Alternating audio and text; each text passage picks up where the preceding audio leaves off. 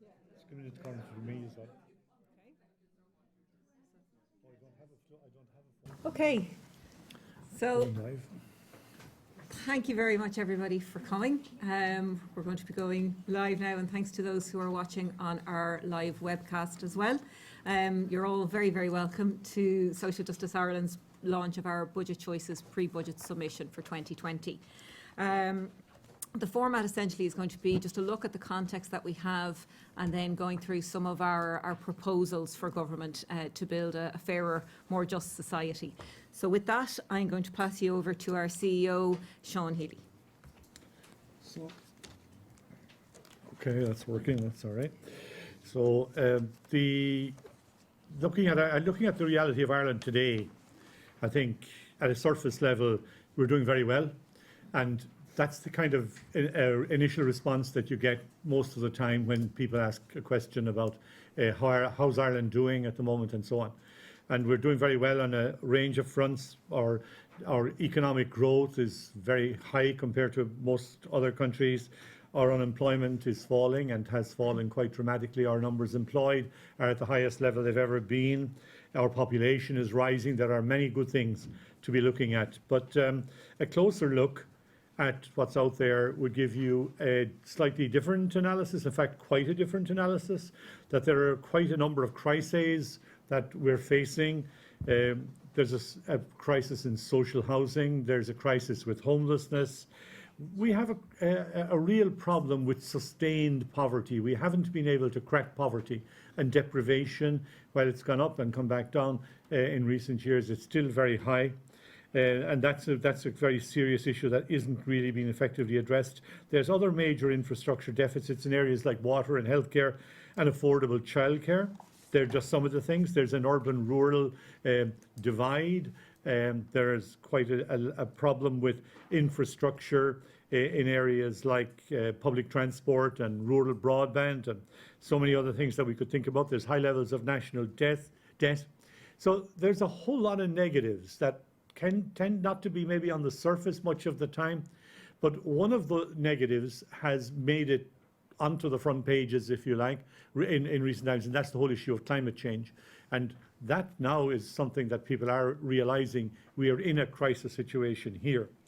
So in that context, then, there's a serious challenge for the budget and Budget 2020, and that is that it needs to be economically sound and socially fair. And I think it's important to know that, or to realize that both pieces of that are important. On the one side, we get a lot of analysis that talks about whether or not the budget is in fact economically sound. But we get far less discussion of whether it's socially fair. And I think we need, both parts need to be in place to get the kind of outcome that we want. So that's the major challenge we see.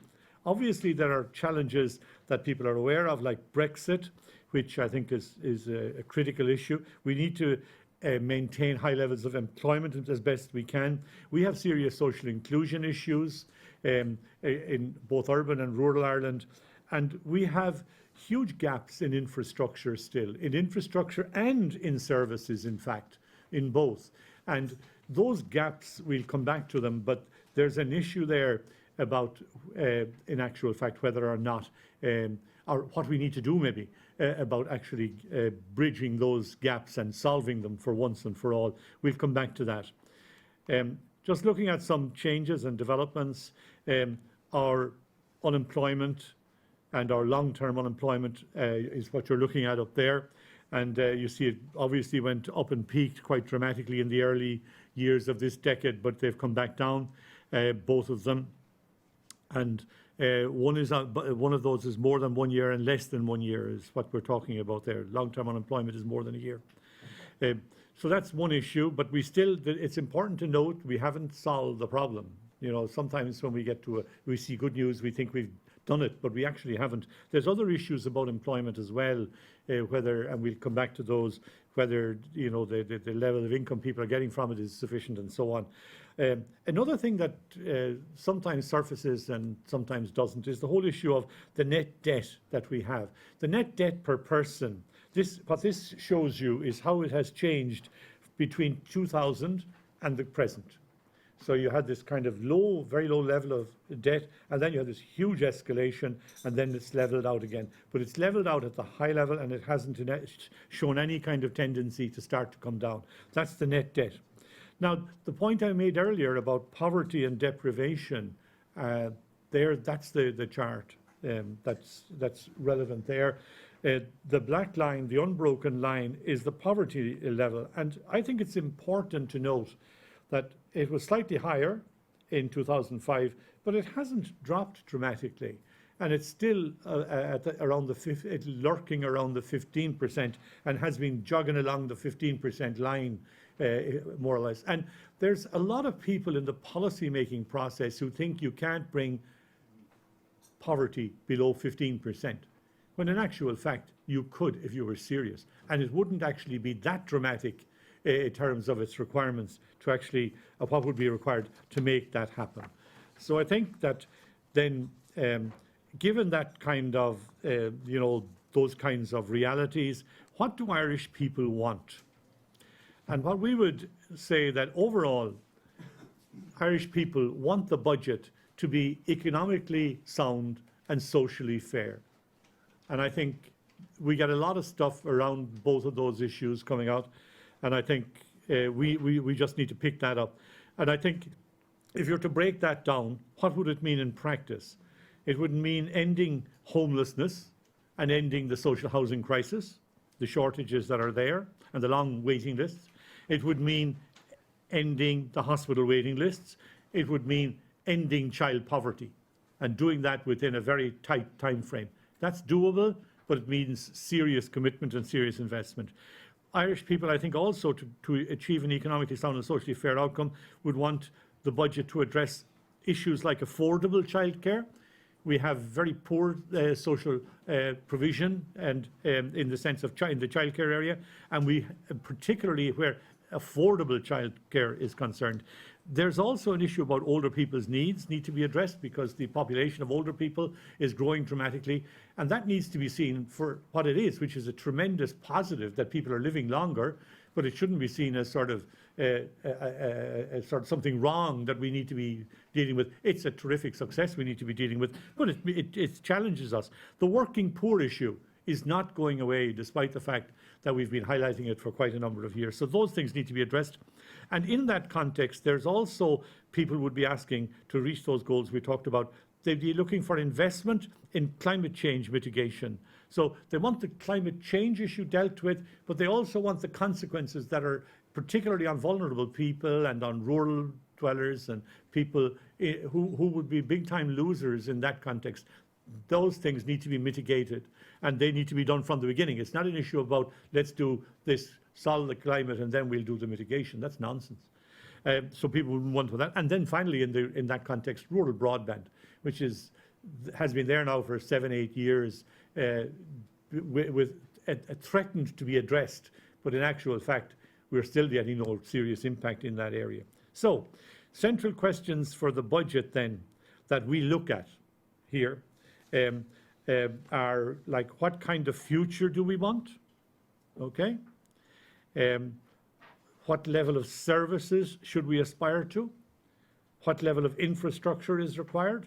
And on services and infrastructure, we would be arguing that Irish people, for the most part, want to see EU level, Western European levels. Like if you were thinking of the EU 15 as our peers, they want to have the infrastructure levels and the services levels, service of health and education, and and welfare, the infrastructure in public transport, in issues like water, in issues like rural broadband, and obviously social housing.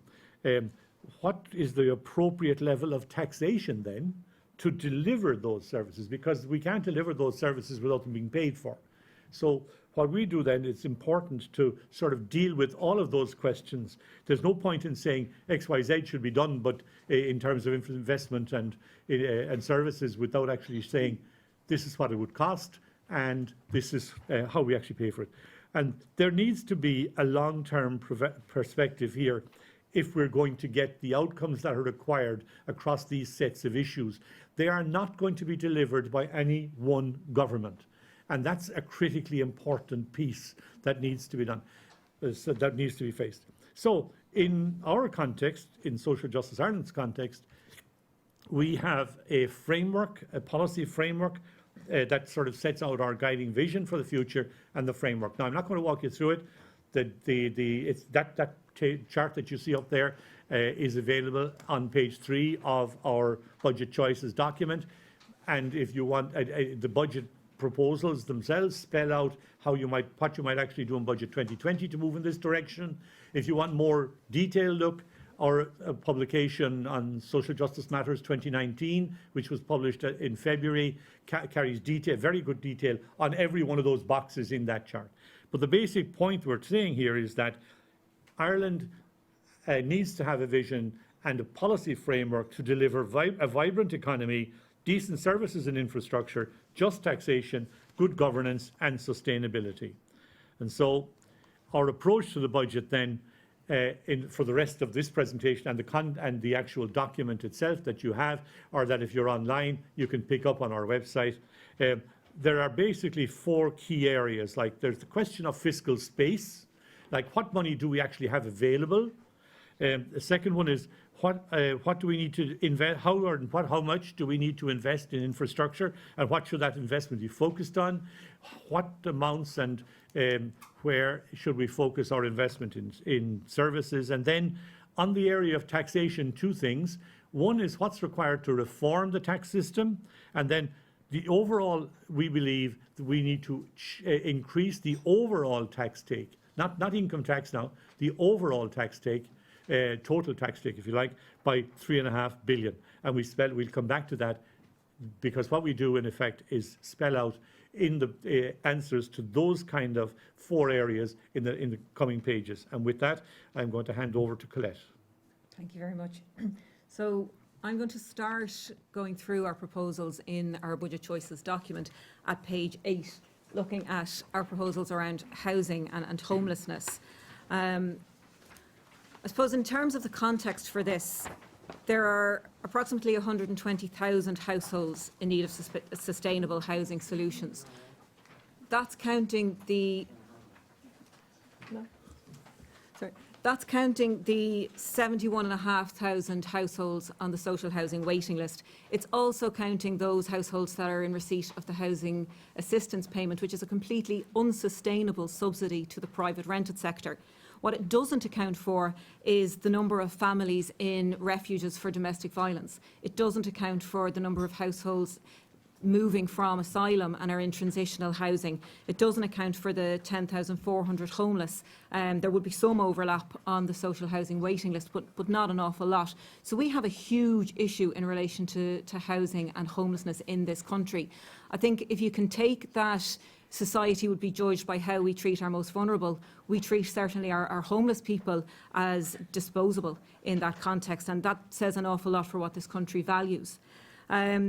In our budget choices document, what we are looking for is a 1 billion increase in social and affordable housing and a reduced reliance on the unsustainable housing assistance payment.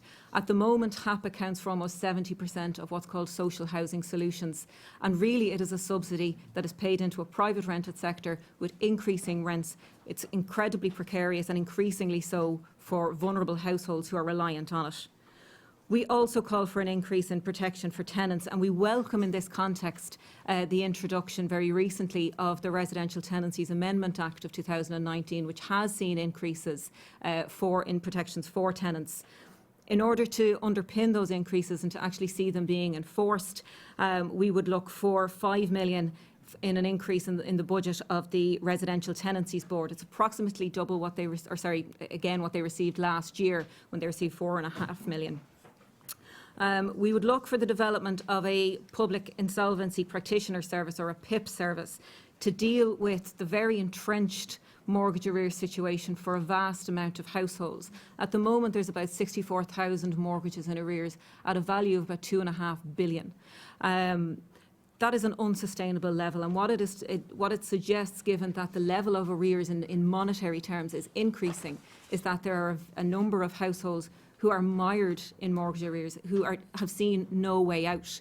When the personal insolvency legislation came in at the end of 2012, there was to be this vast tsunami of insolvency arrangements. There was to be 14,000 arrangements in the first year.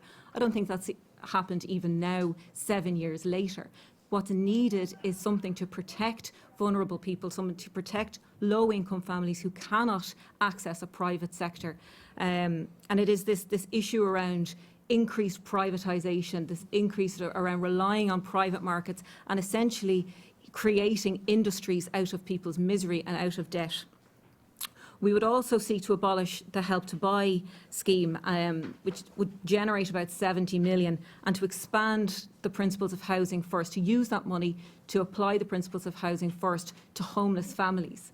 That would involve giving a home, but also those wraparound services. We've seen in the last couple of days the experiences of families, and particularly children, living in homeless accommodation, particularly hotels and family hubs. We've seen that they need an increase in child support workers. We know that they need an increase in occupational and physiotherapists for those children who cannot learn how to crawl because of the confined space that they're in.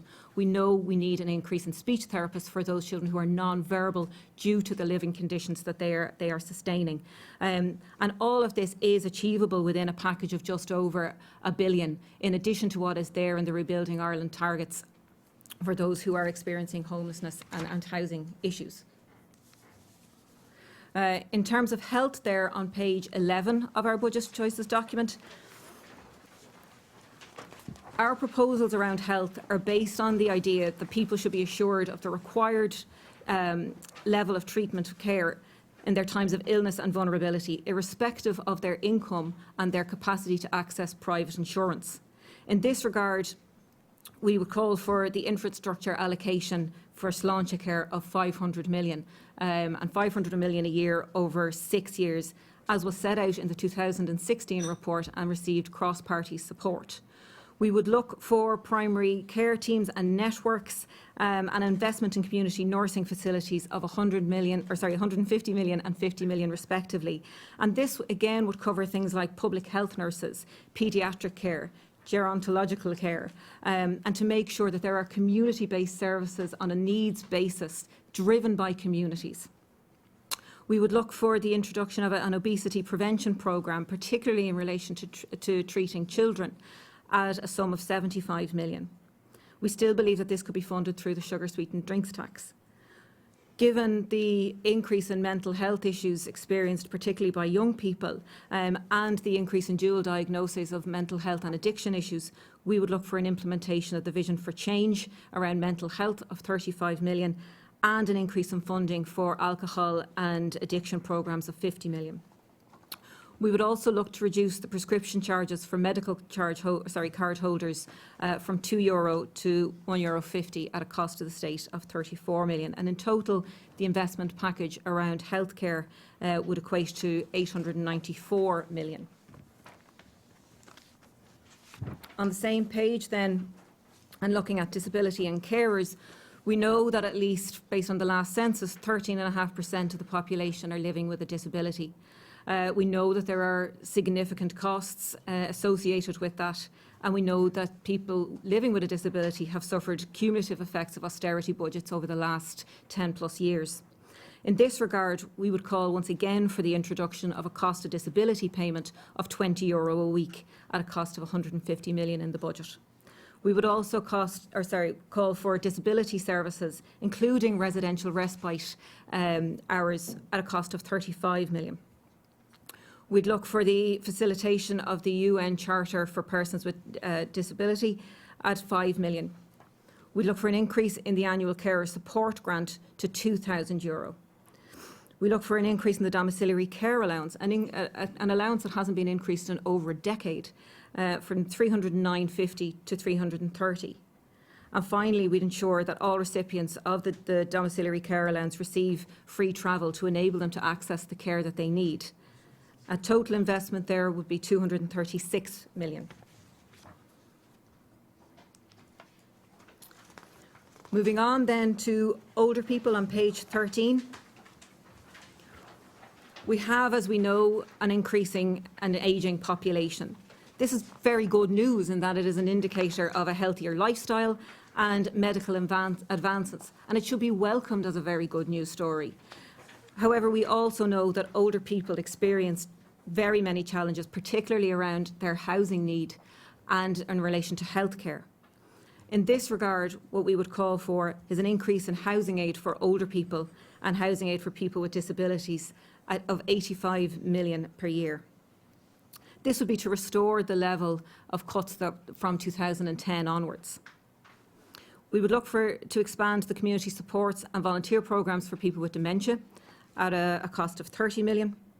We would invest in social care, including services for older people and particularly home care packages at a cost of 100 million.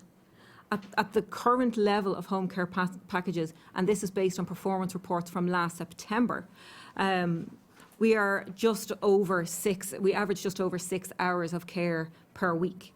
That is less than what some countries will allow as a minimum threshold.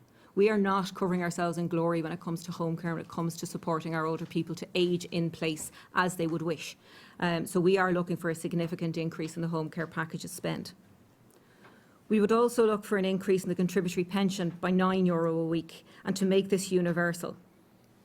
This would cost just over €1 billion, and it could be paid for in large part by standard rating relief on private pension contributions, which we know disproportionately benefit those on higher incomes. Finally, from me, on the community section on page 10, we would increase the funding for the community and voluntary sector of 30 million. We know that this sector has received huge cuts during the austerity years, and those cuts have not been set right. So in order to deal with this and to deal with the increase in demand for services, particularly within communities, we would look for that increase for the sector as a whole. We would further look for an increase to fund the social enterprises, and particularly those dealing with deficit demand within communities, of 5 million. This would support and underpin those policies set out by the government in their draft national policy for social enterprises without detracting funding from other necessary areas. We look for an increase in funding for the public participation networks to enable them to do the work of formulating deliberative democracy within communities and of fostering that so that people have a say in how their communities are run. We would look for community capacity building programmes at a cost of 2 million in the budget. We would also seek to increase the funding for LCDCs of 1 million, and finally an increase in the civil legal aid budget of 5 million to deal with the increase in pressure on that service for very vulnerable people. That total investment package would be 46 million then. Now I'd like to pass you on to my colleague Michelle.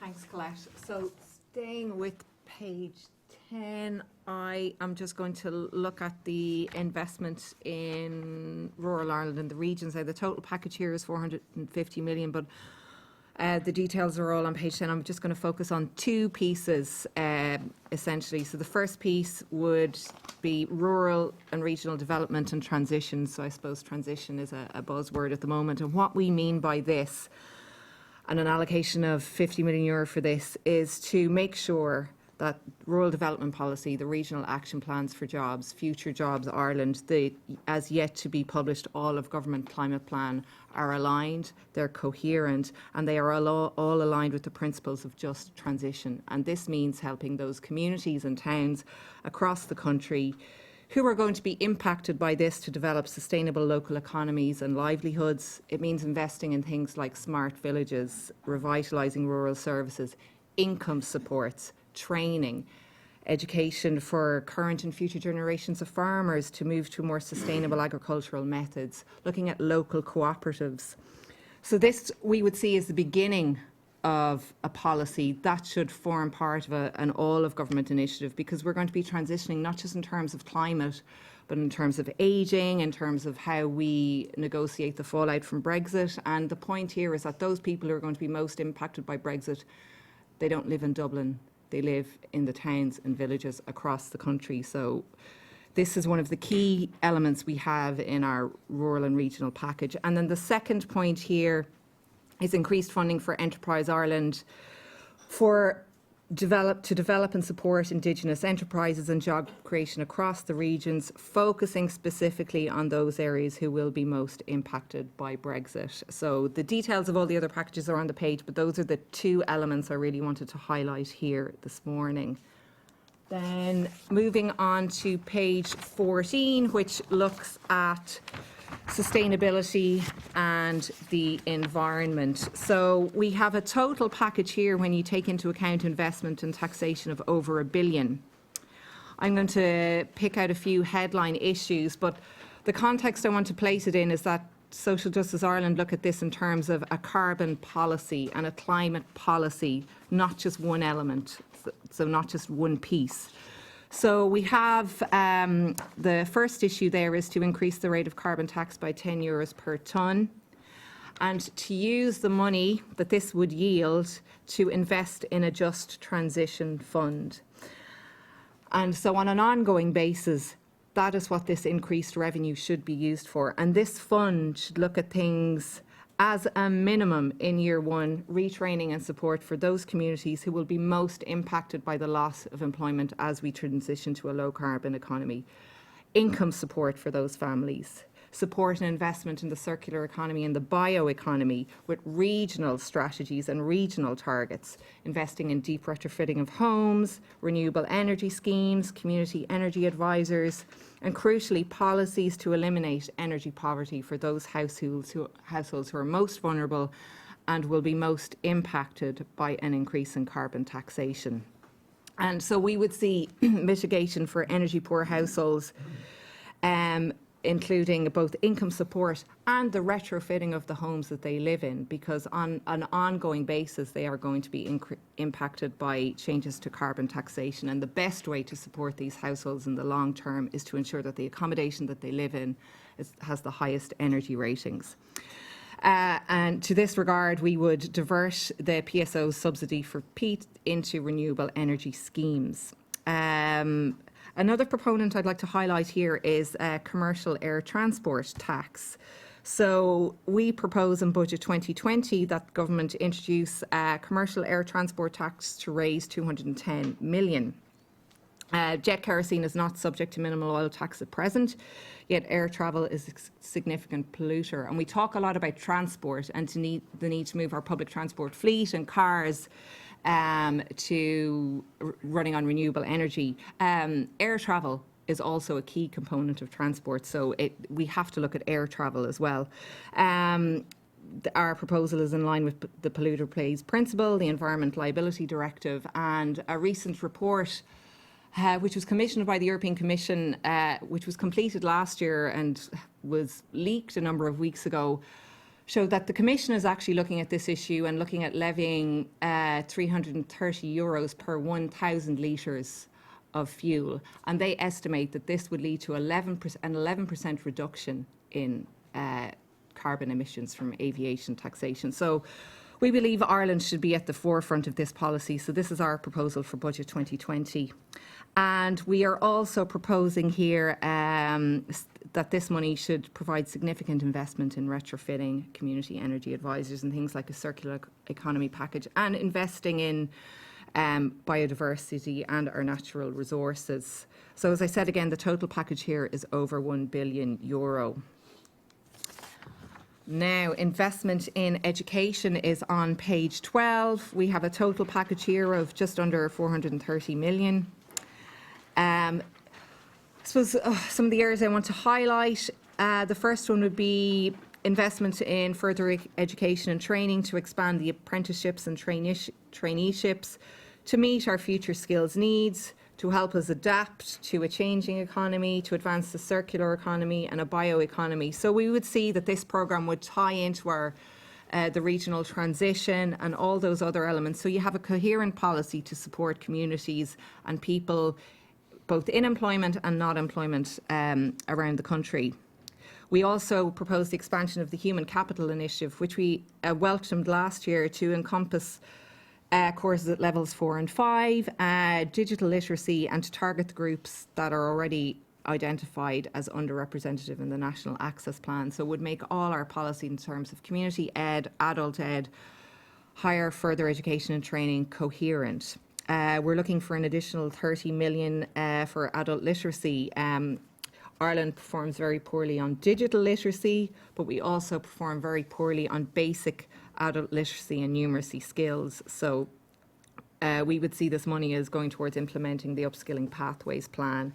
And also other areas mentioned there are deaf schools, skills development and training, and also to increase the capitation grants at primary and second level, which were reduced significantly in earlier budgets, and they have not caught up with where they were prior to those reductions. So this is important as well. Investment in children is also on page 12. So we would see investment in children and families. It's investment in our social and human capital. It's something government is committed to. There's a number of strategies on children. There's the first 5. There's better outcomes for children and young people. So here we have increasing paternity leave by 2 weeks, parental leave by 2 weeks, increased funding for TUSLA for social provision for children and families. We also point to childcare and the development of a state-funded model for childcare. We're reliant primarily on the private sector to provide childcare, and we are childcare here as is not the ECCE scheme. It's from age 0 to 3. So how do you provide affordable childcare for families? The private providers, they're under pressure. It's not possible for them both to increase wages and improve the quality of services. They simply don't have the capacity. So if we really want to improve the quality of services, reduce staff turnover, develop both the capacity of the sector and increase provision for families, then you have to look at how you separate affordability for families from wages, and how you separate the professionalisation of the sector from affordability. And to do this, the state would need to look at how you would fund the wage element to enable the sector to professionalise and to improve quality and affordability. And finally, just one thing we'd like to point out here is we're proposing an increase in the weekly allowance for children in direct provision in line with the qualified child increase rate. And also we welcomed the revisitation of the criteria for the student support scheme for asylum seekers going on to 3rd level. The take-up thus far has been incredibly low. We would urge that if the take-up does not increase significantly this year, that we relook at the scheme again. So now I am going to finish up on social welfare. So the chart on the slide here is on page 15. And really what this chart is showing us is the dashed line there is job seekers benefit as a percentage of average weekly earnings. So we know in Ireland today there's nearly 760,000 people living in poverty, of which 230,000 are children. Without the social welfare system and income supports, you would have over 43% of the population living in poverty. Budget 2007 benchmarked the minimum social welfare payment rate to 30% of gross average industrial earnings, which we welcomed at the time, which is very important because all the research and evidence shows that those who are most vulnerable tend not to recover their lost earnings after a recession unless welfare rates are increased in line with movements in earnings. So the gross average industrial earnings data is no longer collected, but there is a new data collected, average earnings data. So the figure from 2007 would equate to 27.5% of the average earnings data. So what you see here is the black line is what 27.5% of the average earnings is, and the dashed line is what job seekers benefit is. So there's a shortfall of €9 in 2019. If you apply the 27.5% benchmark, job seekers benefit in 2019 should be €212. There's a shortfall of €9, so we're looking for an increase of €9 in minimum social welfare rates in budget 2020. And the other elements there in terms of social welfare, to equalise the job seekers' rates for under 26s, we've consistently proposed this. It's not a huge amount of money, and people who are under 26 face exactly the same cost of living as people who are over 26. An increase in the living alone allowance, fuel allowance rates, to reintroduce the 32-week payment and to bring it back to parity with 2010 levels. So our total investment in terms of social welfare is €521 million. And I'll pass over to my colleague Eamon now. Thanks, Michelle. This slide here is really just a summation of some of our key policies that didn't fit into any of the other packages that Colette and Michelle went through. We're calling, Budget 2019 included a significant increase in the Overseas Development Aid budget for Ireland, and something that we welcomed very strongly at the time. As part of continuing on that step in the right direction, that big step in the right direction, we believe that ODA needs to increase in Budget 2020 by 144 million in order to put us on the path to reaching the UN agreed target of 0.7% of national income by 2025. So it's a 6-year strategy. The details are laid out on page 13 of the document, and this is what's required if we're to meet our goals, which is something as part of the Sustainable Development Goals as well. Speaking of the SDGs, we would also like to see the Central Statistics Office get a little bit more money in order to be allowed to, or to be able to track Ireland's progress in relation to them. As an organisation that relies very heavily on data to create evidence-based policy proposals, we think the CSO does fantastic work. They could do it an awful lot better if they were slightly better funded, and we believe that some of the money that goes to them should also be used in order to expand the Silk Survey. Many of you are probably aware that the Silk Survey is the survey by which we get our poverty numbers each year. At the moment, the sample is too small to allow us to give a reliable number for persistent poverty, which is the number of people who are experiencing poverty this year, but also in 2 of the 3 previous years. So basically the people who are not just dropping into poverty for one particular year and then coming out of it due to circumstances, whether that be related to employment, education, whatever. These are people who are experiencing poverty over a long period of time and in a way that is very detrimental to their well-being. And the final proposal we have there is something that's as much a principle really as it is giving the employees within the public sector and civil service a means to make ends meet. We believe that government should be setting an example by paying all employees a living wage, and this number that we have here for it takes into account, we can't give it away now, but the upcoming increase in the living wage which will be announced at the beginning of July. So it's been factored into that, and it's a reasonably small amount of money for Budget 2020. We think it would be a really important example for government to be setting. But this is what you all came for, the really sexy stuff, the taxation. That's page 5 and 6. The first thing we'll be looking at there is the whole slogan of making work pay, and how that can be interpreted differently depending on who it is saying it. We believe the best way to make work pay is to make the 2 main income tax credits refundable, and to use that mechanism by which to increase tax credits to ensure that basically everybody who benefits from the government's tax changes does so in an equal manner, not through the messing around with tax rates or tax bands, which only affect really the people at the top of the distribution. One of the most interesting aspects from our point of view in Budget 2019 was the extent to which different groups, depending on their income, depending on their circumstances, benefited from the social welfare and taxation changes. And what's interesting about this graph behind me is the trough effect there that you see for people earning 15,000 to 20,000 euros a year. Essentially, what's happening there is that government doesn't have a mechanism by which to tackle people within that particular income section.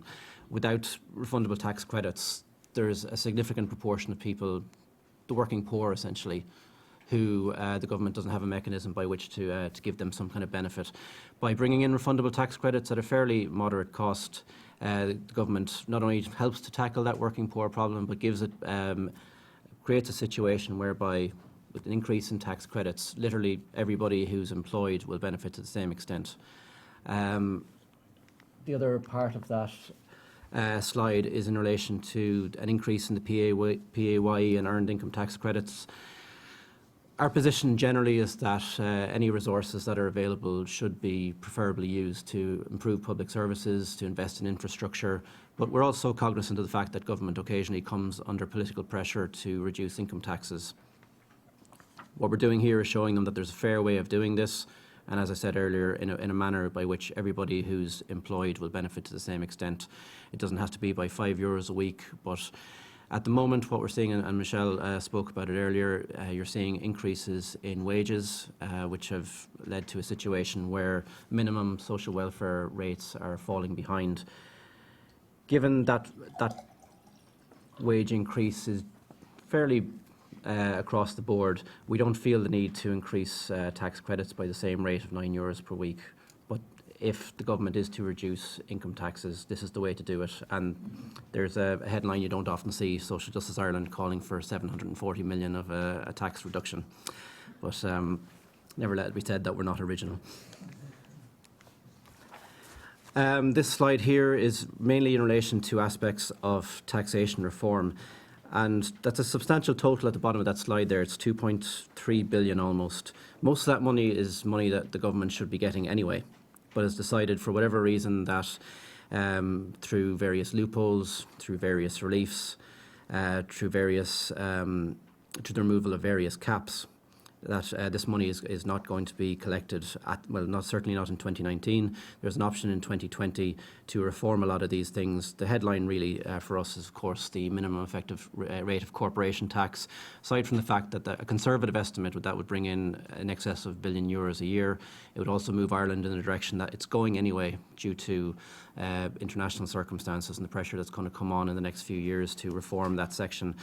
We're also calling for a reintroduction of the 50% annual cap on past corporate losses that can be offset against current profits for tax purposes. Generally speaking, the idea that firms would be able to offset past losses against future profits for tax purposes is a good one. It allows firms to it gives them a means by which to overcome short to medium term cash flow issues, economic downturns, that kind of thing. But there's no good reason why that situation should be allowed to persist over a number of years. At the moment, we're in a situation where it's possible that certain financial institutions could run taxation-free, corporate tax-free for the guts of 20 years. And the effect of that is really that the taxpayer ends up paying double for that, because we've already subsidised them to a great extent. These institutions wouldn't exist in the form that they exist at the moment if it wasn't for taxpayer intervention. So that cap needs to be brought in, and full details of that are on page 6. And the rest of the information there is really in relation to tax reliefs and the need to standard rate many of them to ensure that it's not a case of people who are earning more money being able to avail of them at a higher rate. It's a fairness issue here, and a removal as well of the refundable element of unused R&D tax credits. Even the government's own economic evaluation service has concluded that a lot of that money, almost half of it actually, is serving to subsidise research that would have taken place anyway. It's essentially deadweight loss, and the SRI has acknowledged several times that the pension-related tax reliefs are going to subsidise savings that would take place anyway. So from that point of view, it's effectively money wasted, and this is being noted by institutions that are not just government funded, but are set up by the government in order to advise it. So we don't understand why they're being maintained in the current format. And finally, some information on other proposed tax increases. I won't go through them all in great detail. Suffice to say that some of them are less about revenue raising and more about incentivising good behaviour, particularly the tax on empty dwellings and underdeveloped land, which seems a no-brainer given the circumstances we're in at the moment with the accommodation crisis. The move at the bottom, which refers to the increase in stamp duty on commercial property over €500,000. For the last couple of years, we've been saying that you could raise a reasonable amount of money with very little negative economic impact through that. Turns out we're wrong. Turns out you could raise an awful lot of money with no economic impact whatsoever, as the government proved 2 years ago when it increased it by 6 percentage points. So this is sort of a no-brainer from that point of view. And the way, if you only walk out of Buzzwells and look around you, you'll see the current situation with commercial property. It's booming. Time to make hay where the sun shines in that, while the sun shines in that regard.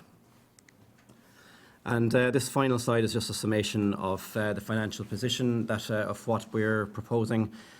Our taxation increases amount to just short of 3.5 billion, which is in line with what we called for in our socio-economic review earlier this year.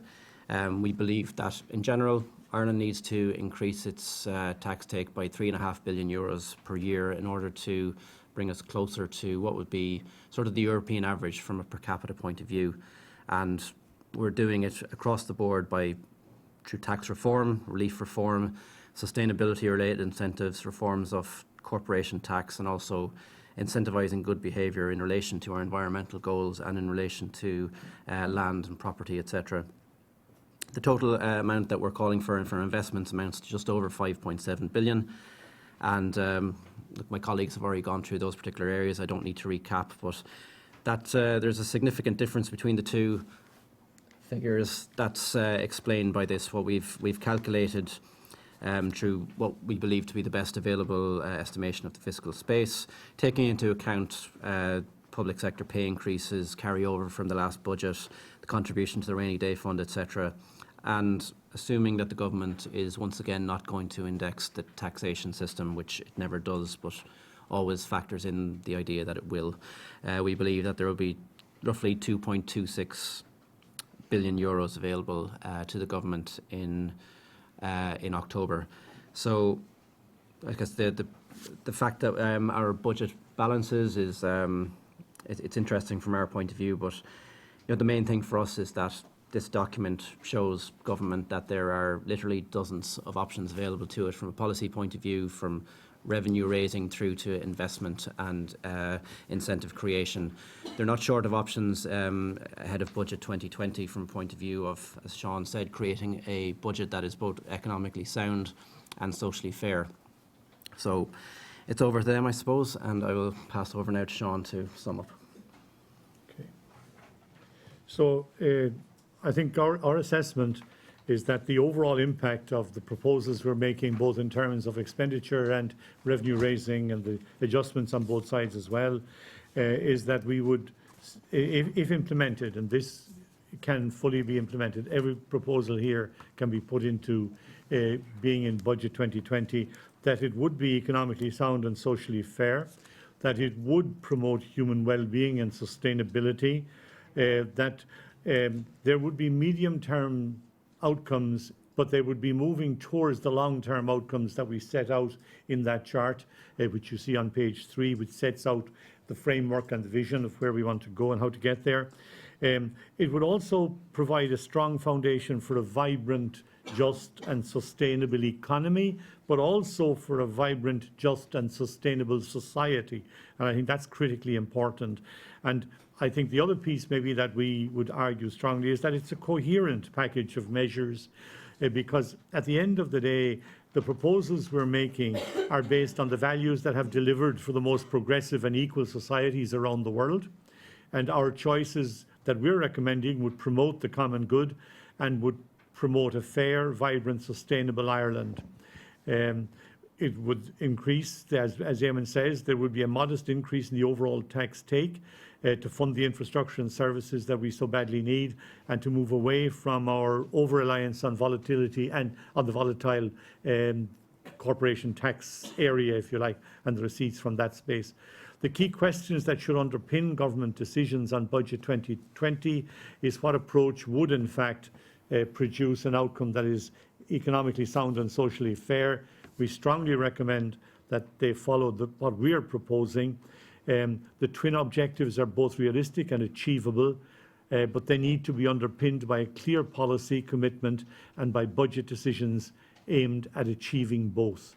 And what we're talking about here, presenting today, meet all of those criteria. Thank you.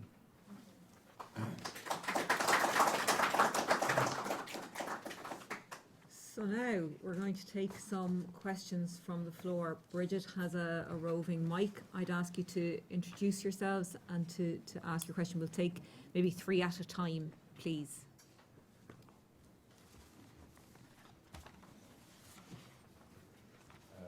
Hello, Robert Sweeney, Task. So, one of the deficits Ireland has. Is this on? Yeah. One of the deficits Ireland has in its revenue raising is PRSI, and particularly employers' PRSI. So, I was just wondering why that didn't feature in any of the kind of taxation or revenue raising measures. Thank you.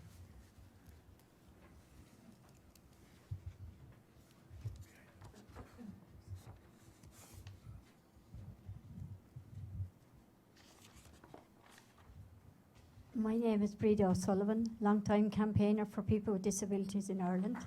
And we have it here, we have it in Wexford still, we never let go.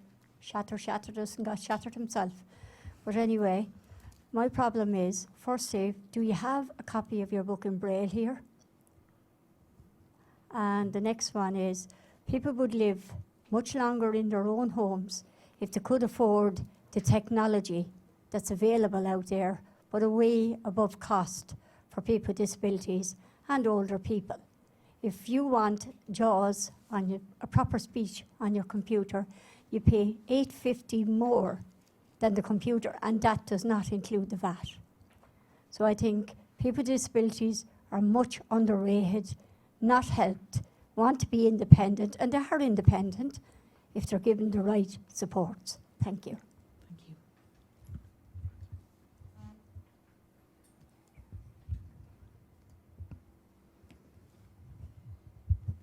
Francis Gilmartin, County Leitrim PPN. Same thing, a different day. The duty on diesel, it will affect the west of Ireland. I keep saying no one listens. Thank you. Duties. Did you get that? On diesel. One diesel, okay. Okay. Thank you very much. Amy, do you want to start off? Yeah, Robert, thanks very much for that.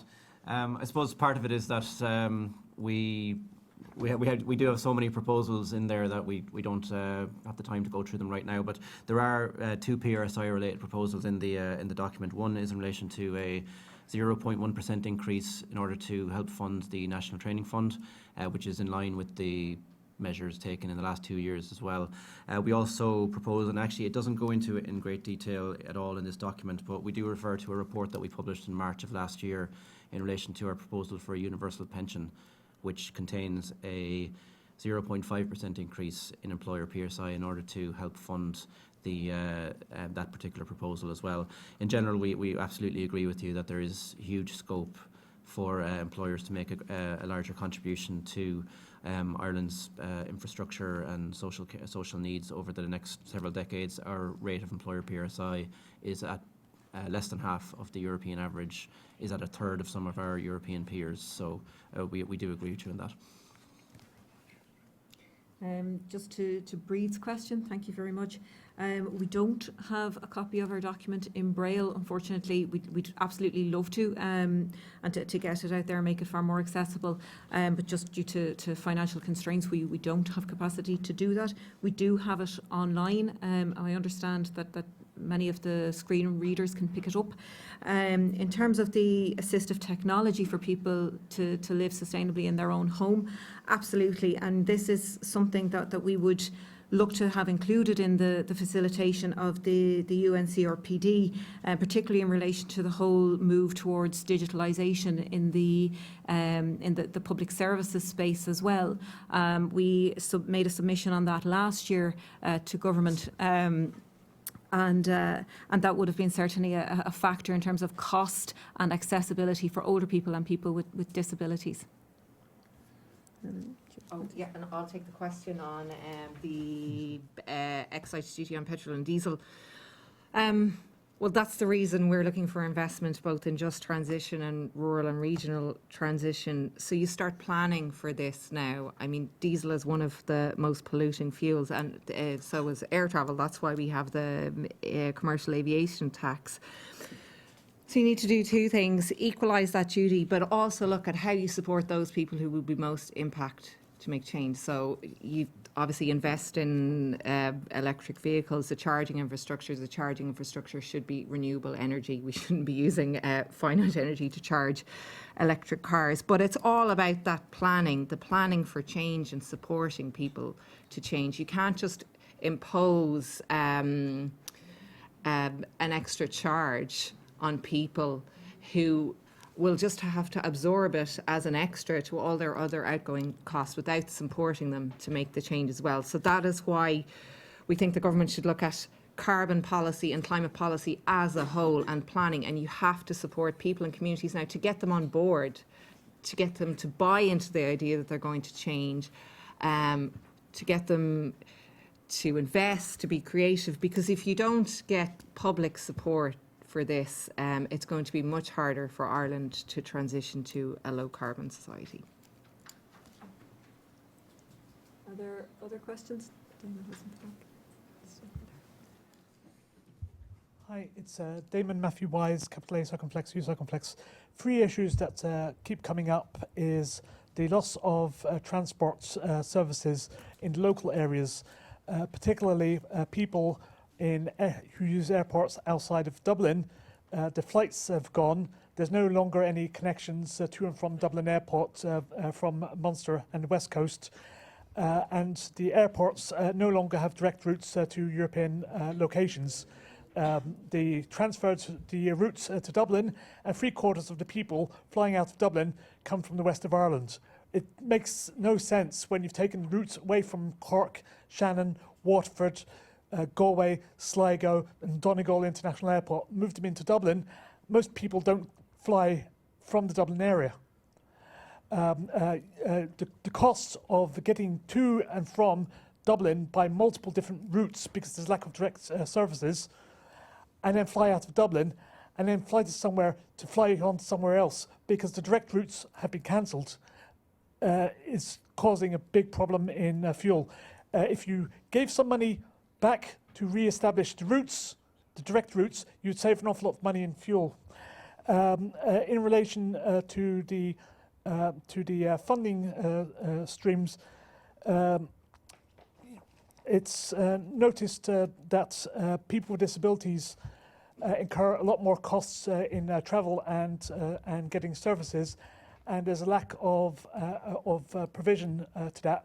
Taking community transport services out of the local areas and regionalising them takes away people's connectivity to get to and from services. So funding of local services in the local area is important. Thank you very much. There was a gentleman here with a question.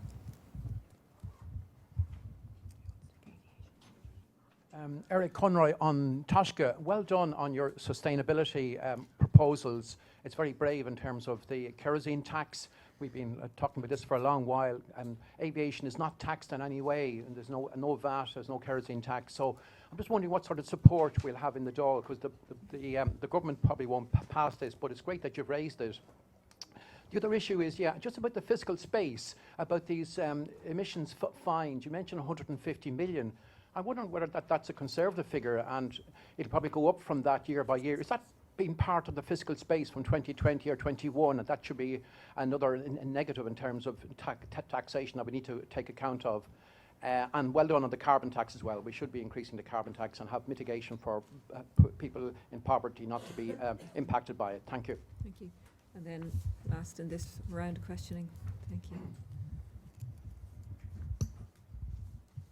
Hi, my name is Dave McGinn. I'm a member of the Social Democrats. I just wanted to ask about the in relation to the aviation fuel tax. I would have thought that the airlines would pass the cost of that then onto the consumer. So I'm just wondering, is the rationale for that for revenue raising, or is it actually to reduce the demand by increasing the price and change behaviour that way? Those two together. Okay, thank you very much. It is. It's more than about revenue raising. It's also about incentivising slightly better behaviour. It's not actually a fuel tax, because we weren't able to get necessary data in order to calculate a realistic amount of what would be raised there.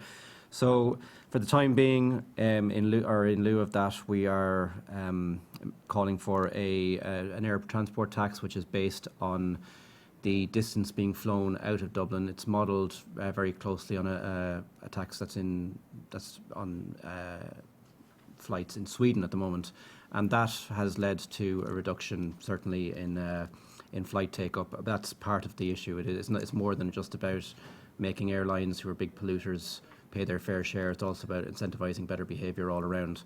There was one other thing. Oh yeah, in relation to the gentleman from Antashka and whether or not these fines are taken account of in the fiscal space, I can't say for sure. Maybe you know better, Sean. But I do think that 150 million euro fine is a conservative estimate. We looked at some of the possibilities based on the different trajectories that Ireland were on. Maybe I think it was about 2017. I had a look at it, and depending on how they want to apply the fines, depending on how kind they want to be to us, it could actually get up to about $1.5 billion a year. Now that's at the very top end, and it's not going to be that straight away. I think they're going to be more lenient on it, but that's the potential given the way that the thing is structured. So, just to say on the same point, we would be strongly of the view that in budget policy there should be more transparency than we're getting at the moment. We're getting very good transparency from some areas, from some departments, and we're getting very poor from others. The fiscal space one is a good example of where the government is in reverse. This year, in its spring statement, the Department of Finance did not publish a table that they had published in previous years, which set out the fiscal space. Okay? Now, it isn't that anybody was holding them to that number on budget day, because obviously there's all sorts of things happen between March, April and budget day, and these adjustments have to be taken account of. But in the answer to your question would be available to us if we knew what they were putting into their fiscal space number, okay? And we think it's very important that they should put the fiscal space number into the spring statement and the summer one that's coming, and to basically break it down. What are they including there? What are they not including?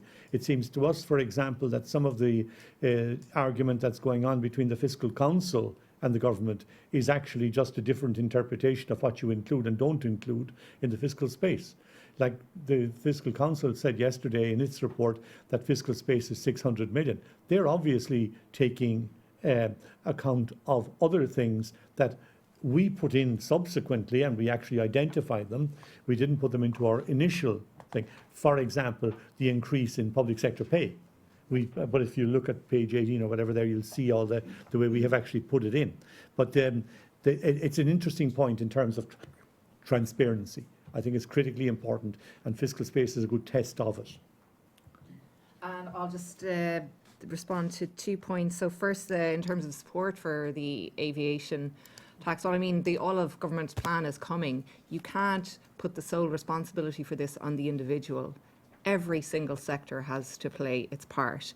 Last year alone, CO2 emissions from aviation in Europe increased by nearly 5%, while other sectors managed to reduce their emissions by almost 4%. So the aviation sector has a role to play. It's up to the companies themselves whether they pass it on to the consumer, but the consumer will be aware, because consumers want to be able to make more sustainable choices. So this is a way for government to be able to present it to people that they are not just focusing on the individual and levying charges on the individual. It's an approach that takes into account every sector of society, and it's certainly an area where you can incentivise behavioural change and raise revenue at the same time. And it ties in then with the issue raised from Damon that you need to invest in an integrated public transport network that takes into account local, regional, rural, and look at providing alternatives to people so that not everybody has to travel to Dublin if they want to reach another part of Europe or the world. So, and that is why we look at things like rural transport, transition and investment in this sort of planning, so that you have a coherent approach that people will support in the long term. Are there any other questions? It's not so much a question. I probably don't need a mic, so you're okay. No, you do need a mic for the... Okay. It's more just to applaud the inclusion of households in mortgage arrears in the homeless figures. The 64,000 households in long-term, late-stage mortgage arrears, these are entrenched. These are households, sorry, I should have said at the outset, Suzanne from MABS, obviously I have an interest in this, and again would welcome the development of a public, the public insolvency practitioner service through MABS. This is a service that was provided to those who are insolvent, as in those who cannot pay their debts in full, as and when they're due, and we added a cost to that. We added thousands of euros of cost to that to get a solution through the PIP service. So it doesn't make sense. So it's just to say thank you very much for including those households in potential homeless figures, because that is unfortunately where some of them are going to end. And again, just to sort of say that there's a need, I think, for a public service, a free service, a point of entry for people who can't access, same as legal aid, who can't access this because of the couple of grand that it would actually cost. So thank you very much for including that. Thank you. Is there anybody else? Okay, just in response to that. Oh, Fergus, I beg your pardon. Just to thank you very much. Just to say, Fergus Farrell's my name, how much I appreciate the detailed analysis and the coherent framework, I think, as Father Sean has described it, and package that you've put together. My question is, has Social Justice Ireland considered a more radical approach to a budgetary framework? New Zealand is the first country that has done this wellbeing framework, which is quite a new way of pushing or in analysing every policy area to how it contributes to population well-being and mental health and a whole range of other measures. And I think there's quite a bit of interest in that in the literature. So I'm just wondering, given the challenges we face in climate and other really big issues, should we be looking for 2020 full vision and have a new framework altogether? Because I think you're a long way along the way in the package you've designed. Thanks. Bernadette, go back there. Yeah, mine is just my observation. Is first of all, it's just a comment and then a question. And when I was listening to the presentations, I was struck by, first of all, how comprehensive the whole presentation was, and yet at the same time, how detailed were all the proposals. And then I was reminded of something that Sean said many years ago. And he said, where you stand determines what you see. And I thought it was interesting that the presentations actually picked up, the fact that Social Justice Ireland stands with people who are struggling with poverty. But it also struggles with, and how you can do this one, with the common good. It was interesting that the one presentation could actually combine that sensitivity and knowledge and awareness of poverty experienced by people, the reality, because that was picked up earlier on. And then what's involved really, the whole extent, if you are working for the common good and the various dimensions, what's involved in that. I just want to thank you for that very comprehensive view of taking both into consideration, because that's not often happens. And the other point is just a question. I welcome very much the fact that people with a disability, that there is going to be, an increase in taking that into consideration.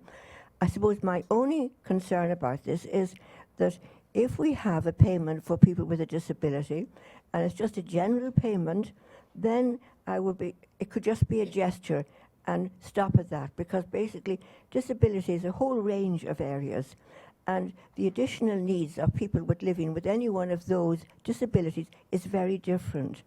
We know from our own work, even with the visual impairment, the degree of visual impairment depends on what you need for an adequate standard of living. So it's just that I welcome it.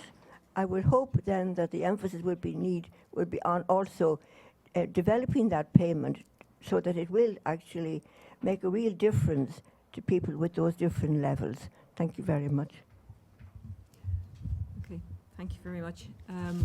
I'll just deal with the first two, if I may. In relation to the proposal for a public PIP, absolutely. I mean, I think the level of arrears alone and the fact that it is increasing while the number of mortgages in arrears are decreasing is problematic. It's certainly, an issue, particularly with the reduction in consumer protections caused by transfers to funds. And there is absolutely a need to move away from this idea of privatisation and this industry around poverty.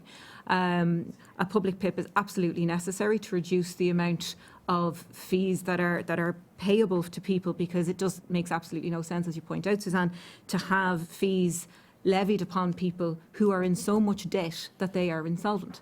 And that's why we would propose that MABs would take this on, and particularly through MABs National Development, that have the skills to do that at a national level. In terms of the radical budgetary framework, we've read with interest what's happening in New Zealand, and certainly that there seems to be moves to gather that type of data in the UK as well in relation to well-being, and to I suppose put a value, a budgetary value across things that are not, necessarily within the fiscal space element. We have looked at that ourselves in terms of what we do around the Sustainable Progress Index every February in Global Justice Day, and the data that's contained in that would go a long way to making a proposal around a more radical, as you say, well-being budgetary process. The difficulty, unfortunately, is that in an Irish context, there are still huge data gaps around sustainability and around our progress towards the Sustainable Development Goals. But certainly, in terms of looking to a budget that is economically viable and socially fair, having a well-being element would be absolutely welcome. And in a way, there is a missing component that is essential if you go that route, and we've actually allocated some money to deal with it in the budget, and that is that you need to go beyond GDP, GNP, even GNI star. You need to go to a point where you have a sort of a measure of whatever you want to call it, additional national accounts or alternative national accounts or whatever. And in there, you would put the value of things that aren't counted at present and the cost of things that aren't built in at present. For example, if you use up natural resources, or if you use up something that's wasting away, you then should put that into an account as minus. And if you have a lot of people in caring roles, for example, who are not getting paid a job, they're not counted at all in the national accounts. So you should put those in. And they'd be just two examples. There's a whole lot of other examples we have. There are examples of this around the world. And I think if we had that in place, we would be able to build that budget that you're talking about. And the SDGs and so on fit in perfectly with that. So we've allocated, in our budget, we've allocated money to the CSO for, the way we've presented it is to collect the data for the SDGs, but that's what we're driving at, okay, underneath it.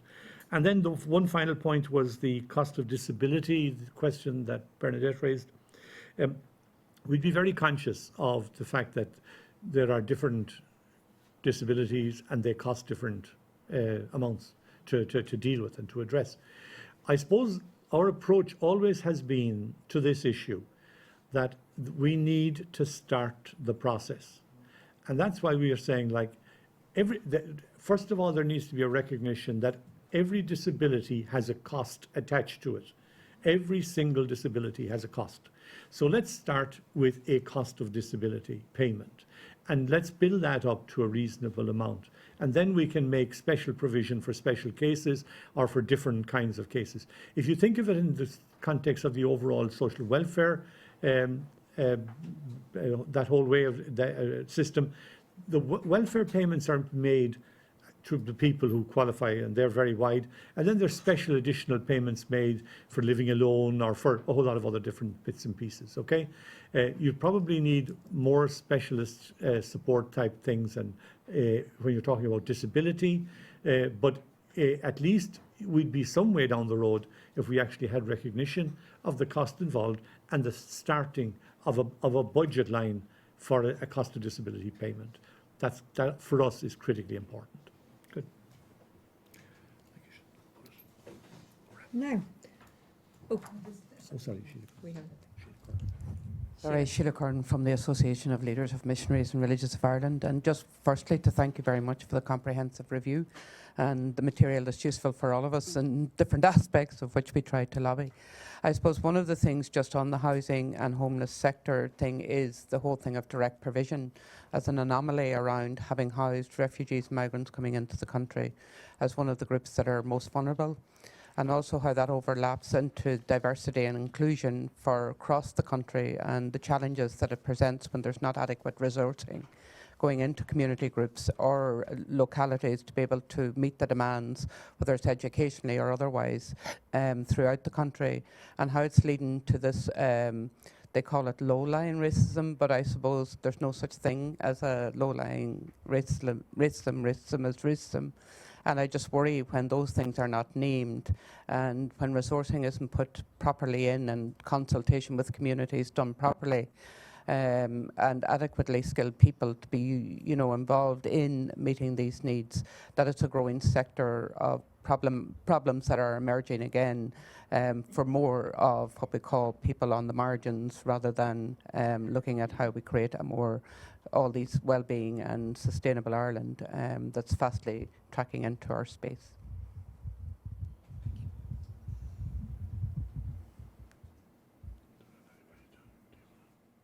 I think that's our last question. Do you want to take that? Okay, I think we would be very aware of the problems that arise from the direct provision situation. And one of the things that we have in there that we didn't highlight in the presentation is a payment, is a contribution to creating spaces at third level for people on direct provision. And we have made an allocation and trying to break through into that kind of area as well. I think the direct provision system was established originally as a temporary measure, and like happens so often in Ireland, the pilot goes on forever and we never actually deal with the results. One of the results that we should have discovered the results, I suppose, not just one, the kinds of things you're highlighting are clear to anybody looking at the direct provision system. And in that context, what we would be urging is a more humane future development in that area, okay? Certainly the idea that in some way or other you can just put people into these kinds of situations that they find themselves in now, in indirect provision, and just leave them there year after year, and some way or other think that that's okay as a policy option, it just for us would not be acceptable at all. Now, we would apply the same values in terms of the kinds of things that we were talking about in our framework and so on. They apply to everybody, as well as all the institutions in the country, but they'd also apply to all individuals, and that includes individuals in situations like migrants and refugees and various others who are in the direct provision context or similar kinds of situations. So we'd certainly be arguing for that to move in anything. Just to add to that, Sheila, I know we didn't highlight it probably as much. That's why we're looking for increased funding for the community and voluntary sector, because they are the groups that provide most of the supports for those people, and to be able to engage with communities and engage with the people who will then be resettled into the communities, make sure they have the supports they need, the services they need, that they can become engaged with their own public participation networks, that the local community development committees take on board the needs and services that should be provided at a local and regional level. So I suppose all of that would tie into the funding that we would be looking for the community and voluntary sector, because most of the support for that group comes from that sector. And with that, I'd like to thank you all for coming, for your questions, for your attention. I'd like to thank those watching at home in your offices. And there's more information available on our website, www.socialjusticeireland.ie, for those of you who want to download the document or want to see other publications that will be associated with it. Thank you so much. Thank you.